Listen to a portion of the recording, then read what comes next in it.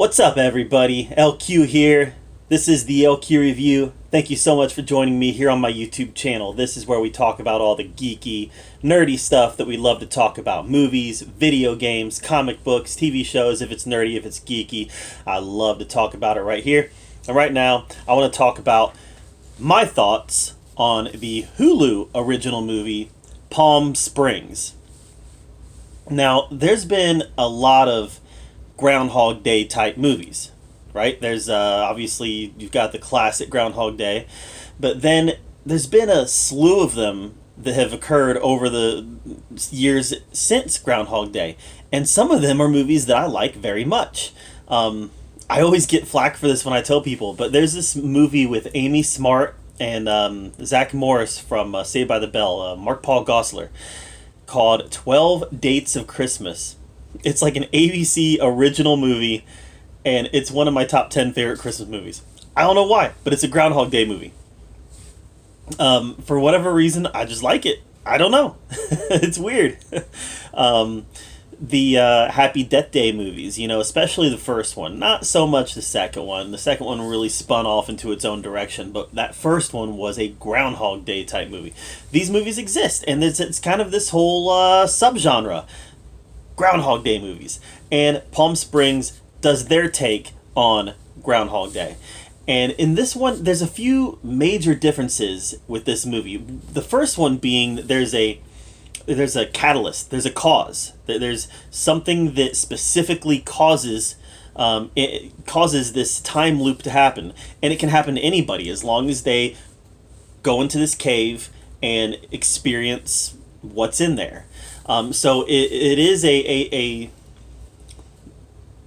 it's something that can happen to any character, and it does happen to some characters. And that's another thing that makes this movie different, is the idea that, in Groundhog Day, Bill Murray was trapped in the loop. In 12 Dates of Christmas, Amy Smart's character was trapped in the loop. In Happy Death Day, Jessica Roth's character was trapped in the loop. And every day they have to convince the people close to them in their lives of what's happening. And in all these scenarios, death doesn't kill you.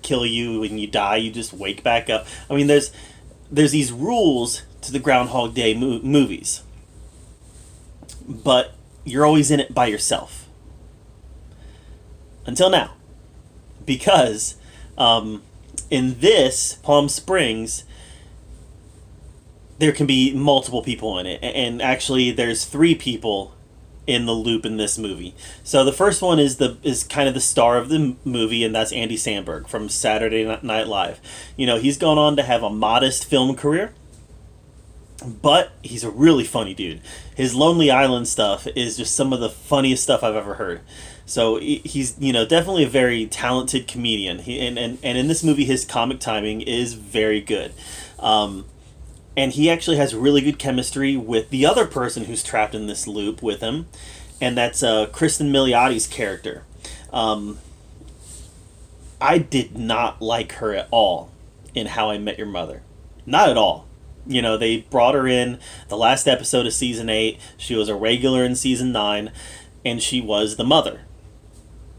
And maybe it may not be her acting that I didn't like. It turns out that maybe it was just I hated the character. I hated the fact that Ted I'm going to get off on a How I Met Your Mother tangent here. I hated the fact that Ted had all these loves in his life, and then he went for this girl who I did not think that the way she was written that she was as good as Victoria. She wasn't as good as Robin. But then they kill her off. I don't know. I did not like that season or that character. But she was very, very charming here. She was very good in this movie. And she was very funny, which is something that she wasn't in How I Met Your Mother. They tried to make that character funny, but she wasn't. And it turns out that it was probably the writing, because she's funny in this movie. There's this great sequence the loop that they're in takes place during a wedding. And And so they have to relive this wedding day over and over and over again. It's neither one of their weddings. I think it's her sister's wedding. But they relive it over and over and over again. And there's this great sequence where he runs in and he's like, there's a bomb in the cake. And he takes the bomb out, puts it on a crossbow, shoots it into the air, and it explodes. And then she comes out with like this pirate eye patch on and pretends to be like this Russian terrorist. It's great. It's hilarious. That was a great sequence. So yeah, she was very funny in this. And she's actually the one who really pushes the narrative forward after they've gone through all the gags of, you know, how do we kill ourselves, or how do we live each day to the most, you know, how do we keep making this day entertaining over and over and over again. She's the one that pushes the narrative beyond that, which in lots of Groundhog Day movies, it's you have to get the day perfect to get out of the loop. Well, that's not really the case here, because they try to get the day perfect, and when they think they got the day perfect, they're still stuck in the loop. But there's a reason why they're stuck in the loop, and she advances the narrative beyond that. And I really like the idea that there's a reason, and that it was something that they did, and it's an action that they're going to have to do themselves to get out of it. And it's like a physical action, not like we have the perfect day and the universe will decide to let us out of this loop. No, it's not that. And I love that it's not that, because that's usually what these are. The third person stuck in the loop with them is wonderful, and it's J.K. Simmons. J. Jonah Jameson, Commissioner Gordon, for you Justice League fans.